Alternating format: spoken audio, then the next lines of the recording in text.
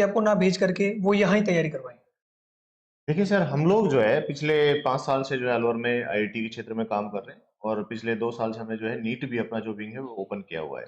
जी, तो अगर आप हमारे रिजल्ट्स देखोगे तो वो उन शहरों के तुलनात्मक है जहाँ से जो एक सो कॉल्ड जो अपन बच्चे जो वहाँ जाते हैं। जी, जैसे आप देखिए हमारे यहाँ से पिछले जो लास्ट टाइम जो है 1402 ऑल इंडिया रैंक आईटी में आई है जी, और जो हमारे यहाँ से नीट में 10 बच्चे सिलेक्ट हुए हैं।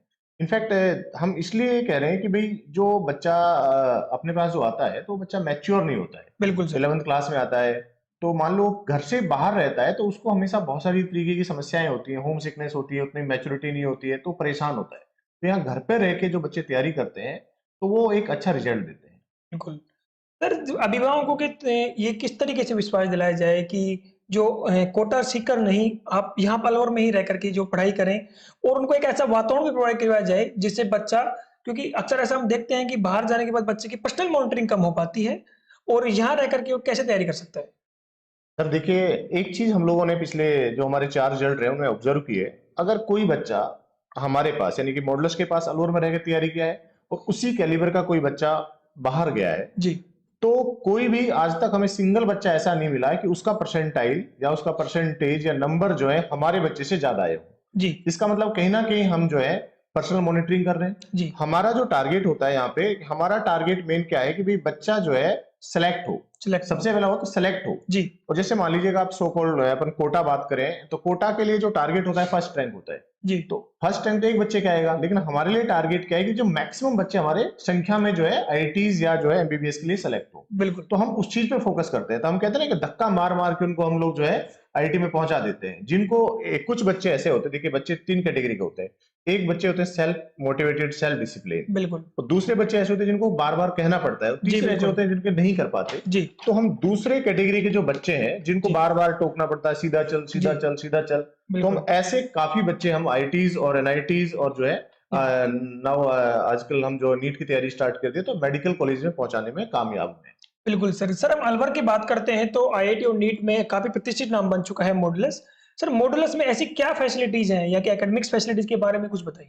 देखिए जो मॉडुलस का जो बेस है वो जी, इस बुनियाद पर है कि हम लोग फैकल्टीज पे बिल्कुल भी कॉम्प्रोमाइज नहीं करते।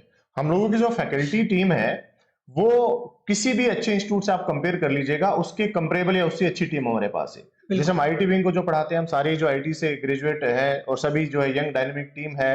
तो जो जी, वो लोग ऐसे हैं कि वो हम लोग खुद जो डायरेक्टर हैं वो भी टीचिंग में है।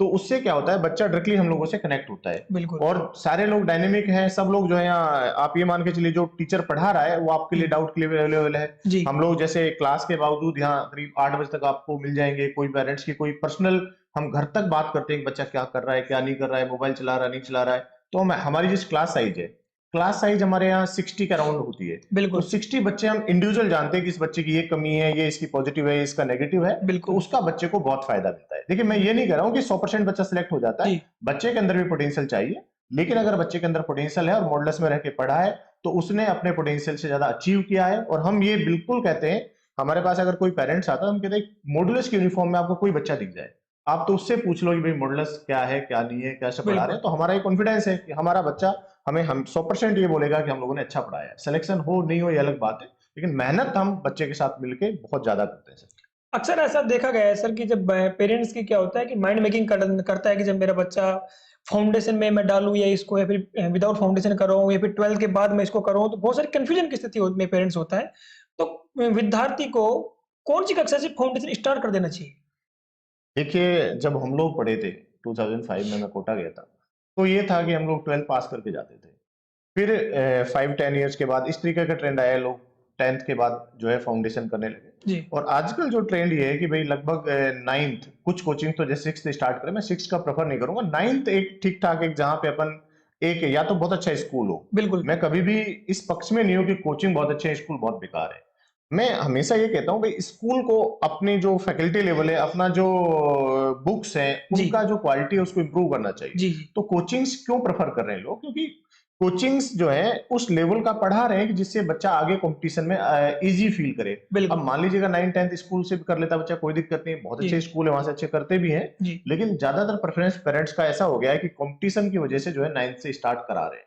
बिल्कुल। तो मैं भी आप सजेस्ट करता हूँ भाई आप 9th से करा सकते हैं। फिर भी इसमें एक क्लॉज है, अगर आपका स्कूल बहुत अच्छा है, जी, स्कूल में अगर आपकी सारी फैसिलिटीज मिल रही हैं तो मैं स्कूल के साथ भी प्रेफरेंस रहेगी भाई स्कूल में आप कराएं, 11th में अपन कोचिंग करा सकते हैं। लेकिन 11th 12th में नाउडेज लगभग ऐसा हाल है कि जो साइंस की फैकल्टी है किसी भी स्कूल में बहुत अच्छी नहीं है, तो वहां तो लगभग अगर आप नीट आईटी की सोच रहे हैं तो जी। मेरा मानना है कि फाउंडेशन पे आ जाना चाहिए। बिल्कुल, बहुत सारे पेरेंट्स से जब हम भी मिलते हैं फील्ड में तो अक्सर ये कहते हैं कि सिलेक्शन सिर्फ़ बड़े शहरों से ही होते हैं, छोटे शहरों से नहीं होते। तो क्या अलवर से भी सिलेक्शंस मिलेंगे? सर बिल्कुल, आप ये सोचिए हमारे यहाँ जैसे आईटी में लगभग 130 140 अराउंड बच्चे अपीयर होते हैं, जी, 11 जो 12th के बच्चे होते हैं, कुछ रिपीटर्स बच्चे होते हैं, उनमें से अप्रोक्सीमेटली हम लोग 35 टू 40 के अराउंड जो आईटी एनआईटी भेज दे रहे हैं। बिल्कुल। मतलब हमारे यहाँ से मान लीजिएगा एक रिजल्ट में 16-17 बच्चे आईटी जा रहे हैं और 20 बच्चे एनआईटी जा रहे हैं, तो ये बहुत बड़ा फिगर है। आप इसको रेशियो को कंपेयर कीजिए, बहुत अच्छा है। रैंक वाइज आप आ जाइए। अब जैसे इस साल सर हम लोगों का टॉपर जो है 99.82 परसेंटाइल है और जी, फिजिक्स में 25 के 25 क्वेश्चन लौटवास के सही है। ये बिल्कुल, बहुत बड़ा अचीवमेंट है। इनफैक्ट आप देखिए कि हम लोग जो है मैथ में 100 परसेंटाइल स्कोर कर चुके हैं, बिल्कुल। फिजिक्स में 100 परसेंटाइल स्कोर कर चुके हैं। इनफैक्ट मैं केमिस्ट्री का हूँ लेकिन केमिस्ट्री अभी वेटिंग है। हाँ, तो बिल्कुल। केमिस्ट्री में भी हम लोग 100 परसेंटाइल जी, आगे लाएंगे, तो हम 100 लाना चालू कर दें। 100 से ऊपर तो कुछ है नहीं भाई। बिल्कुल। बच्चा मान लो कहीं कोटा जाएगा या सीकर जाएगा तो 100 से ऊपर तो जी, क्या लाएगा। हाँ ये सही है कि हम अभी इंडिविजुअल सब्जेक्ट में ला रहे हैं तो धीरे धीरे हम ओवरऑल की तरफ भी बढ़ रहे हैं, ओवरऑल भी लाएंगे। बिल्कुल मुझे विश्वास है कि अलवर के बच्चों में इतनी पोटेंशियल है कि वो अच्छा कर सकते हैं, बस उनको गाइडेंस की कमी है। और बिल्कुल, मॉडल्स ने वो प्लेटफॉर्म दिया है तो अच्छी रैंक्स आएंगी और अच्छी रैंक्स आएंगी सर। बिल्कुल। सर जब विद्यार्थी तैयारी करता है तो आपने मुझे बताया कि 60 विद्यार्थी आपकी कक्षा में लगभग इतने होते हैं। तो बहुत सारे बच्चों को डाउट्स भी आते होंगे। तो यहाँ डाउट काउंटर्स की सुविधा अगर आपके यहाँ है और डाउट काउंटर्स का आप कितना बड़ा योगदान मानते हैं? सर देखिए इसमें ये है कि हम लोग जो है एक जो हमारा पैटर्न है पढ़ाने का, वो पैटर्न ऐसा है कि इसमें हम लोग जो है क्या करते हैं कि जैसे पर डे जो पढ़ाते हैं अगले दिन उसमें 20 क्वेश्चन हम दे देते हैं। जी, तो 20 क्वेश्चन बच्चा घर से करके आता है, तो क्लास में जैसे ही टीचर इंटर करता है तो हम लोग डिस्कशन कराते हैं। उन क्वेश्चन में अगर कोई डाउट है तो हम लोग डिस्कशन कराते हैं। बिल्कुल। अगर फिर भी बच्चा कोई हेजिटेट करता है, साई जी, नेचर का है, तो उसके बाद क्लास के बाद टाइम रहता है, टीचर्स वो क्लास में पूछ सकता है, क्लास के बाहर पूछ सकता है। तो जो टीचर पढ़ा रहे हैं वही डाउट के लिए अवेलेबल होते हैं, तो बहुत कोई डाउट बचता नहीं है। बिल्कुल। इनफैक्ट हम तो ये भी कहते हैं कि हमारे मॉड्यूल के अलावा कुछ और कर रहे हैं, कोई अच्छी कोचिंग का मटेरियल आप बना रहे हैं, कोई मान लीजिए कोई बहुत अच्छी बुक है आप उसको करें, तो वो भी हम हमसे पूछ सकता है। बच्चा बहुत फ्रेंडली रहता है, बच्चा आराम से पूछता है, कोई बिल्कुल। दिक्कत नहीं सर। सर बहुत सारे पेरेंट्स क्या होता है कि फीस के मामले में बहुत हेजिटेट करता है कि बड़े शहरों में जाकर के बहुत सारी रहना प्लस में उनको हॉस्टल्स प्लस फीस बहुत बड़ी होती है। तो अलवर में आपके जो फीस स्ट्रक्चर है वो कंपैरेटिवली उनके लिए कितना है? और वो यहाँ के जो एक मध्यम वर्ग का जो किसान है, वो भी क्या अपने बच्चे को डॉक्टर और आईआईटीएन बनने का सपना देख सकता है? सर हम कर ही रहे हैं। हम उस पेरेंट्स तक पहुंच रहे हैं जो मतलब ये सोचता भी नहीं था कि हमारे बच्चे भी आईआईटी में चले जाएंगे या हमारे बच्चे भी एमबीबीएस। क्योंकि हम लोग जो अलवर के नियर बाई क्षेत्र है वो थोड़ा एजुकेशनली बैकवर्ड भी है, बैकवर्ड जी, तो हम उसको अपलिफ्ट करने का काम कर रहे हैं। देखिए फीस हमारी जो है कोटा या सीकर की तुलना में, कोटा की तुलना में बिल्कुल हाफ है।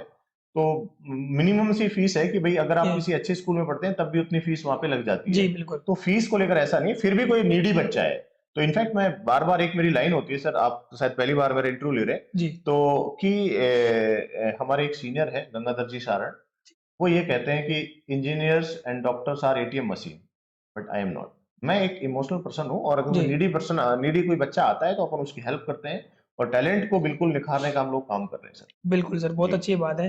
सर मेरा अंतिम सवाल है आपसे कि आप मॉडरेस एकेडमी की तरफ से विद्यार्थियों एवं उनके पेरेंट्स को क्या मैसेज देना चाहते हैं? देखिए मेरा सभी जो पेरेंट्स हैं उनको तो ये मैसेज है, देखिए आईआईटी और नीट जो है इसकी प्रिपरेशन आप बच्चे के कैलिबर को देखकर कराएं।